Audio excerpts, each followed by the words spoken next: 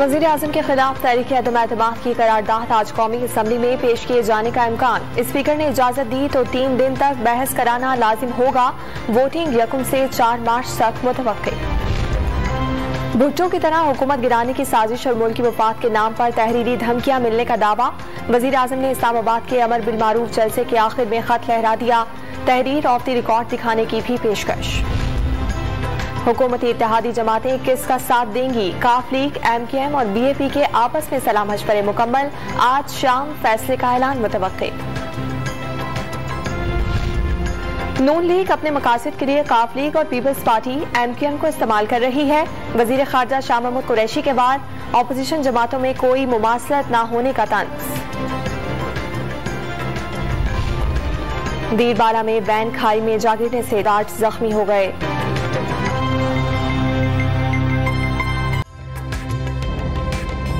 ताज़ा तरीन वीडियोस के लिए हमारा YouTube चैनल सब्सक्राइब करके बेल आइकन प्रेस करिए ताकि आपको मिले हर अपडेट सबसे पहले।